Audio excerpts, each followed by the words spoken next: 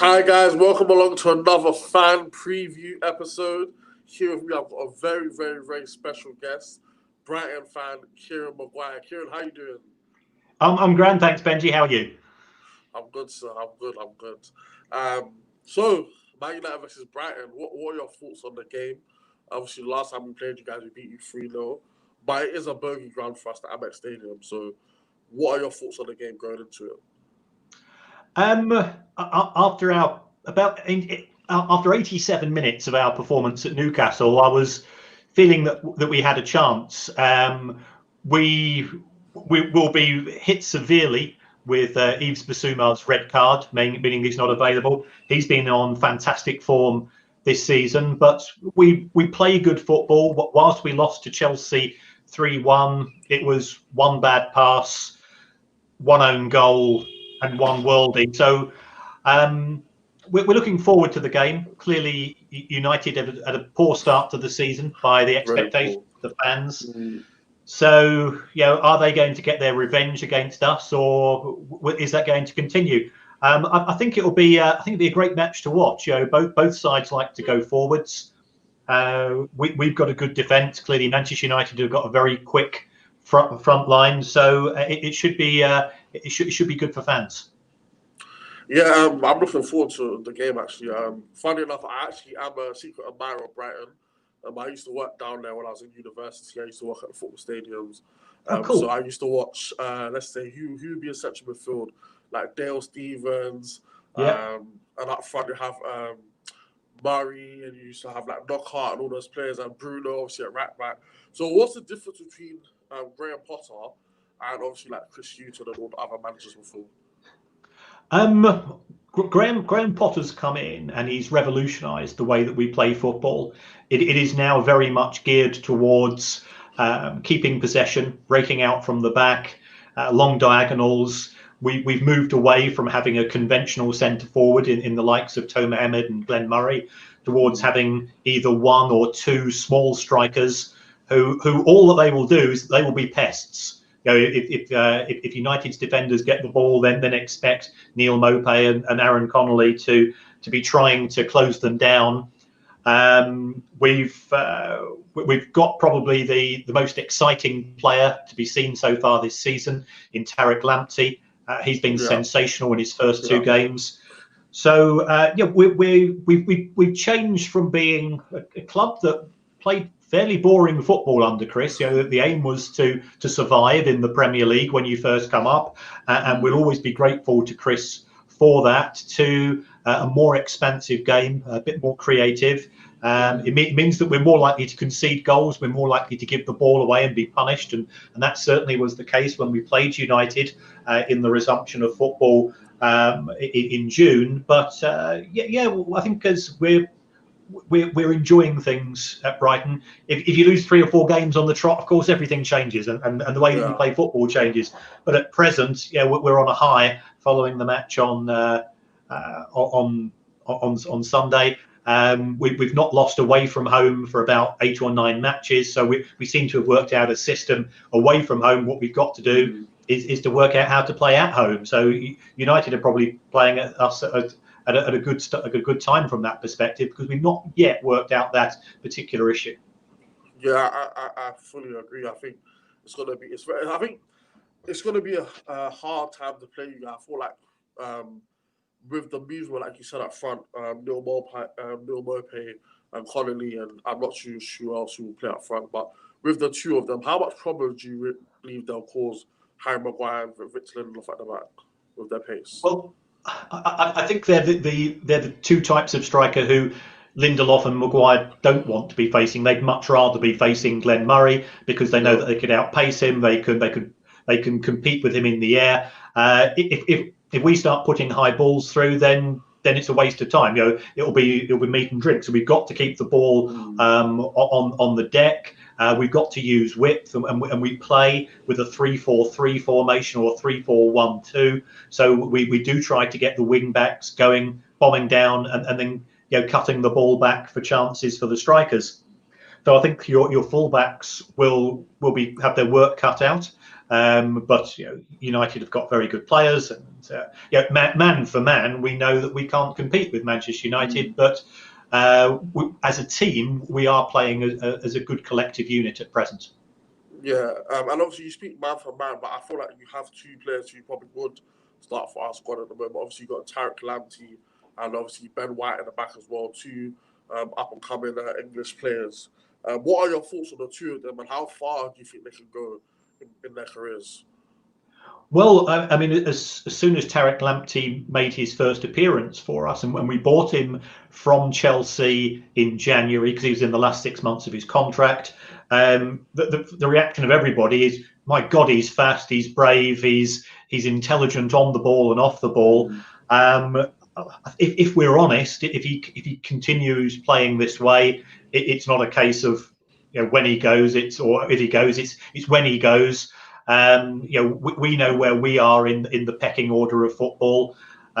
He's, in my view, he's already proven himself to be good enough to get a call up for this from the England senior squad, and then you take it from there.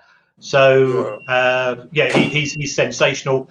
Ben White, we turned down 3 offers from Leeds United over the summer. He was on loan there. My stepson's a Leeds season ticket holder. He says he's the best centre half he's seen at Ellen Road since Rio Ferdinand. So he's exactly high praise indeed.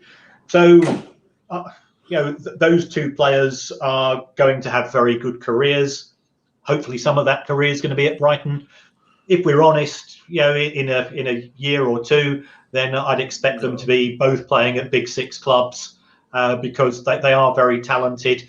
I think Ben White in particular would be the right person for Manchester United, because you need somebody who's a ball player. He's swift. He does interceptions. He's not the biggest of centre halves, but you don't need huge guys there.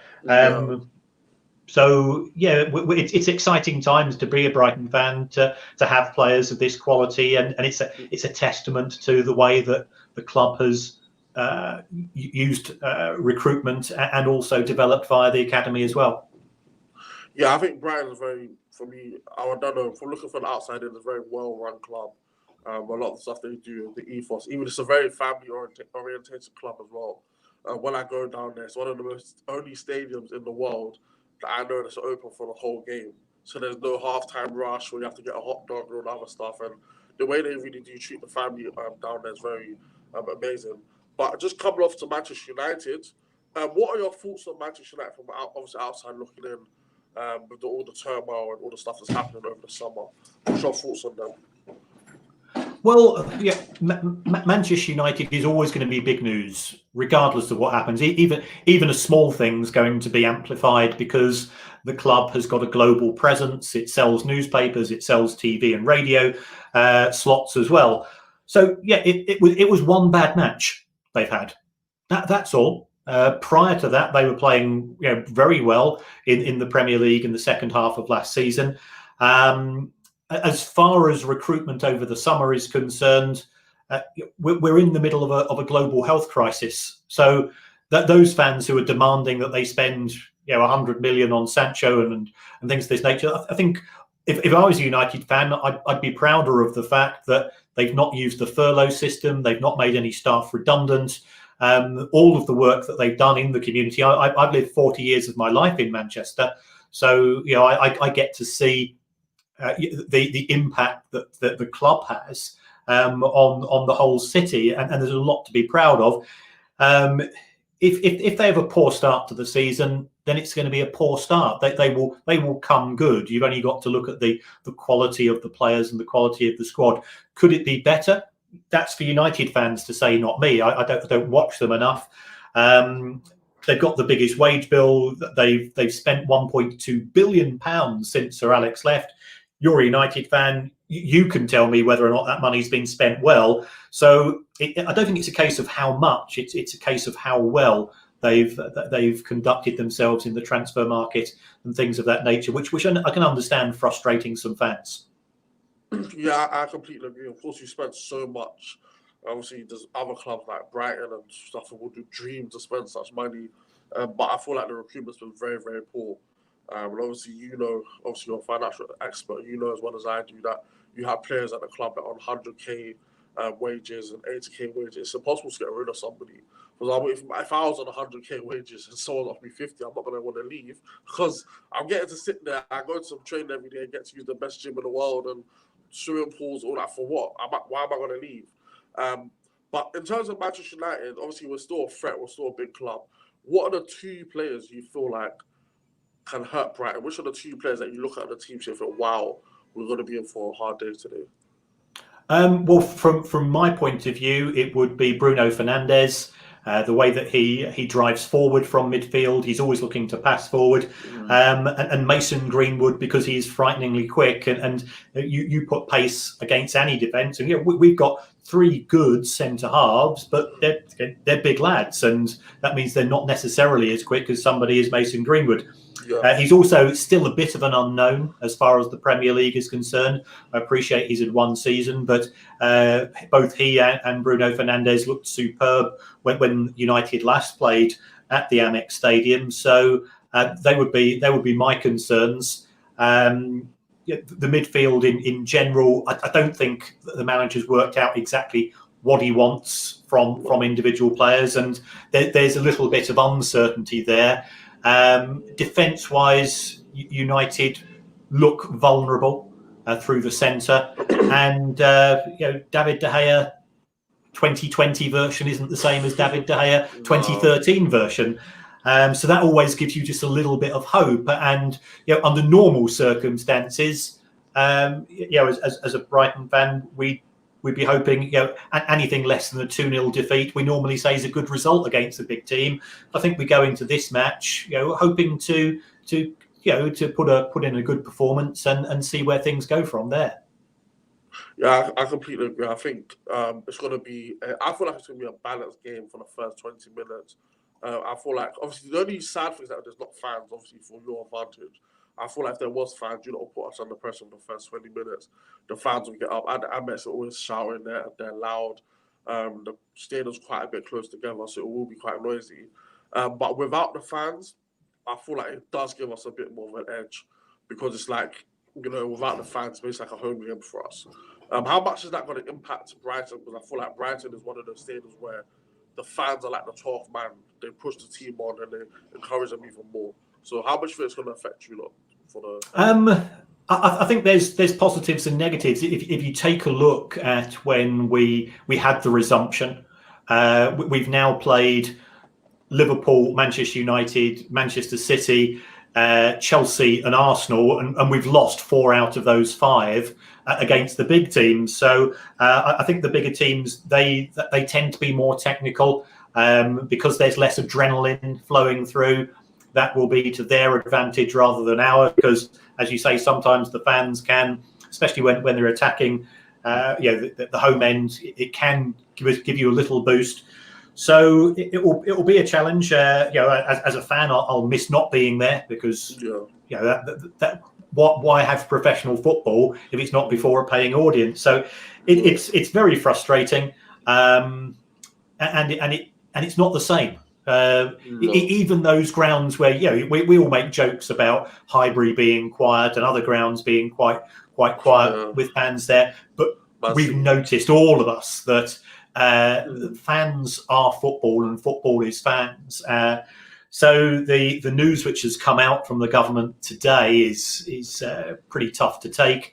The prospect of another 6 months not attending matches is a kick in the teeth for anybody. It doesn't matter who you support. You are part of the football team. You are part of the club. It is part of your identity, and to a certain extent, that's being lost. Yeah, I feel like it's a real kick in the teeth, obviously, personally, because these are the games where you see the fans, you see the passion, see how much it means to you, especially as a club like Brighton. This is why you're in the Premier League. You're in the Premier League to face the Manchester United, the Arsenals, the Liverpools, etc. You've worked so hard to get into this position, and for it to be taken away from the fans is something that obviously we're all upset by. But just before obviously we do the predictions and stuff, Do you guys have any suspensions? Obviously, you said Basuma, which is going to be a huge miss in the midfield, and any injuries. And what's your starting 11 most likely going to be? Yeah, Basuma will be a big loss. There's no injuries as far as I'm. Sorry? Can you not appeal that one? Because it didn't look like a red card for me personally. No, they won't appeal. I think it's one of those really annoying things. Is that if you said it was a one-match red card, then you'd probably accept it. The fact that it was 3 matches, it wasn't deliberate. No. There's no doubt about that. But rules are rules, so we've got to accept that. Who's going to come in his place? It could be Dale Stephens, but it looks like Dale Stephens is off to join Burnley, so that takes one place away. Davy Propper, the Dutch international, he's recovering from an Achilles. So working out what we're going to do in central midfield is a bit of a tricky one. It could be that we actually push Ben White forwards, and he plays as a sort of defensive midfield player, and we bring in another centre half. We've just signed Veltman from Ajax, so that could be one option. I think we are a bit concerned. Yves Bissouma was playing superbly. The other little concern was Tariq Lamptey came off after an hour against Newcastle, and the reason for that, because they couldn't get near him, so therefore they just started kicking him off the pitch. They had two players booked. John Joe Shelby with a shocking tackle. Then Lewis, then Andy Carroll just took him out, and Andy Carroll's a big lad, and Tariq Lamptey's 5'4", so it was. I think they decided to protect him, so we just got to hope that he's back in full fitness. So yes, the replacement for Bissouma will be the challenge. Other than that, I think it will be a fairly similar starting 11. Certainly the back three. Unless Ben White does go into defensive midfield, are likely to be the same. Lamptey is now our first choice right wing back. We've the rest of the team effectively picked themselves. He might drop Connolly and try to sort of bolster the defence or bolster the midfield, and we'll play just with Neil Maupay up front. So it could be, instead of 3-4-1-2, it could be sort of 3-4-2-1. Yeah. But that's fair enough. Obviously, I still think Neil Maupay will still cause us a whole lot of problems. But for me, obviously, we'll have the David De Gea will return to the sticks. We'll have Wan-Bissaka right back, left back. Obviously, we'll have to be sure. And obviously, the centre backs, if it's up to me, it'll be Eric Bailly and Maguire. But it's going to be most like Lindelof and obviously Maguire. Central midfield is where it gets interesting. I believe Matic should be back for that game. We're really hoping so. With Paul Pogba and maybe Bruno Fernandes or Van der Beek, which is probably Van der Beek. And then have Bruno Fernandes in the 10, and then have Martial and Rashford up front. I'm not too sure what's happening with Mason Greenwood at the moment. But obviously, as we're recording this, pre-recording, everything could change. After the Luton game, it's just a bit 50-50. Or do you think that's a strong lineup, or do you feel like we can actually go and get a result here? It's Manchester United. It's always going to be a tough match. They could put out 2 11s, and we'd still be looking at them and going, oh my God, that looks as strong.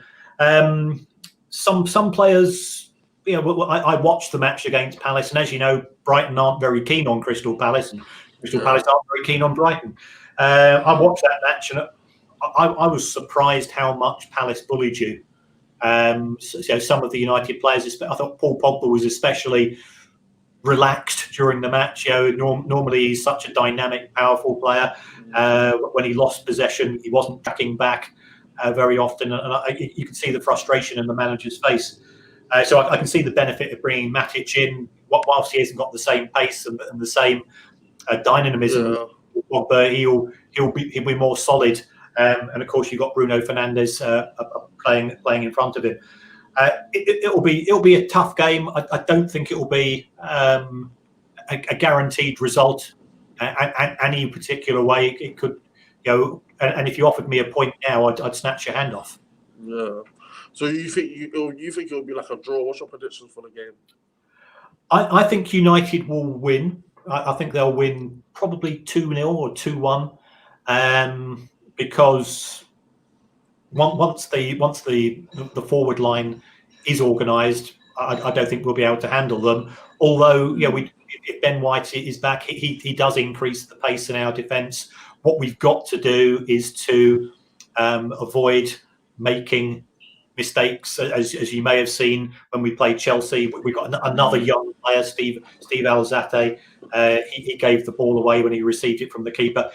We were certainly punished when we played Liverpool at home and we played United at home from making those types of errors. So if we don't make silly mistakes, the longer the match goes on, then we're hoping to get that draw. I just say I'd take it now. Yeah, I want to say I agree with you, but I feel like I've got two results. But I feel like for me, I feel like the way the doom and gloom is around the club, I feel like it could end up being a 0-0 draw or 1-1 draw. But I feel like obviously we should win. But there's also a possibility that we could also lose as well, because I've seen Brighton, the way they play, the movement up front. Tarek Lamptey will get at Luke Shaw, that there's no tomorrow, and I feel like Luke Shaw will struggle. So I do feel like there's a lot of positive. I still do feel like I agree with you, 2-1 win. If not, it will be a draw. If Brighton win, well, there'll be a lot of answers to be had at Old Trafford for the seconds. So what's your thoughts on the manager, our manager, Ole Gunnar Solskjaer, and the board situation just at the moment? I think Ole Gunnar Solskjaer is a really nice guy. He's a thoroughly decent human being. Has he done anything inspirational as managers in terms of tactical changes? I've not noticed many. I think he's had the benefit of having a good squad. So, as a human being, I like him. As a manager, when I look to see the type of things that even Mourinho has been doing for Spurs, tactically, clearly Klopp and Pep, they do seem far more creative. I think he's more of a traditional manager, and that means that I think United have to invest more in a squad to increase the standard of the players, because normally you would say that a player would want to come and play for a manager to improve himself. Have I seen Ole Gunnar Solskjaer improve players since he arrived? Probably not. I think the players he had were very good to begin with, but I wouldn't say that there's anyone who's made a step forwards under his charge. As far as the owners are concerned, as you know, I'm a numbers man. They've given a succession of managers lots of money to spend. Now, whether the managers are spending that, whether it's down to the recruitment team, I think the £1,200 million and to have not won the Premier League and to not won the Champions League during that period, that's not a very good return on a big investment in players. And sometimes you scratch your head. Romelu Lukaku is a fantastic centre forward. He was a fantastic centre forward at Everton. He was a fantastic centre forward. I think he was on loan at West Brom before that. He's now gone to Milan and he's knocking in goals.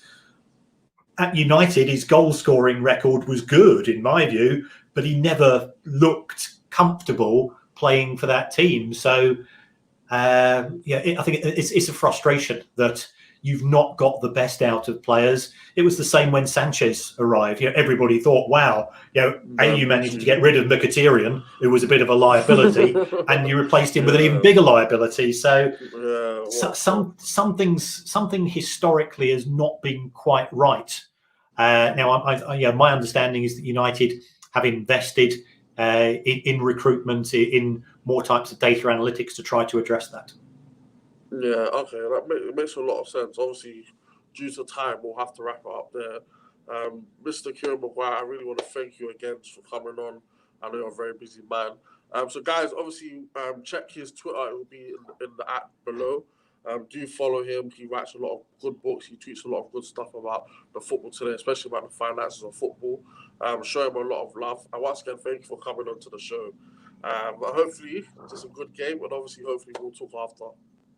Thanks very much for the invite, Benji, and enjoy the match, whatever happens.